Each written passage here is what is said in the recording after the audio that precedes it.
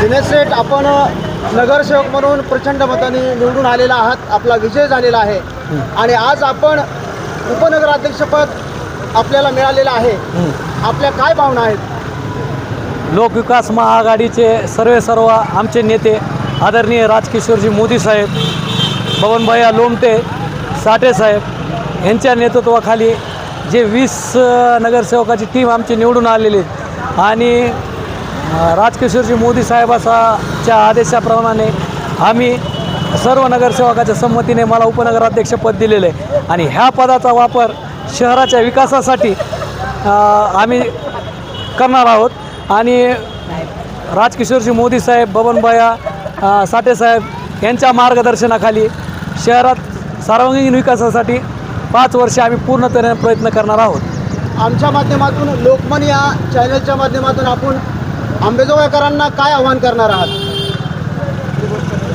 आंबेजोगाईंना माझी विनंती आहे की आपल्या गावाला जो स्वच्छतेचा प्रश्न आहे, अशा बरेच प्रश्न आहेत की ज्यांनी करून की नगरपालिकेच्या कर्मचाऱ्याबरोबर जास्तीत जास्त नागरिकांनी बी त्याच प्रमाणात सहकार्य केलं तर आपल्या शहराची स्वच्छता, आरोग्य हे चांगल्या प्रकारे राहील. त्यासाठी ज्याप्रमाणे नगरपालिका काम करील त्याचप्रमाणे नागरिकांनी बी आम्हाला तितकाच उत्स्फूर्त साथ दिली पाहिजे. हे दोन्ही जण जर एकत्र आले तर जास्तीत जास्त आपलं गाव सुंदर होईल. आंबेजोगाईकरांसाठी आपलं कुठलं प्रथम ध्येय आहे, ते काम तुम्ही आपलं हाती घेणार आहात, ते पूर्ण करणार आहात? सध्या शहरात पाणी प्रश्नाचा विषय आहे, जो की रेग्युलर पाणी येत नाही गावात. पुन्हा आणखीन स्वच्छतेचा बी बराच प्रश्न झालेला आहे.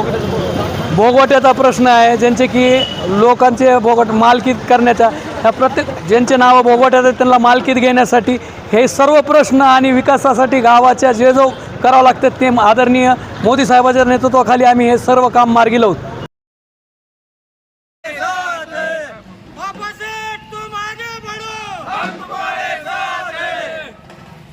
अजून एक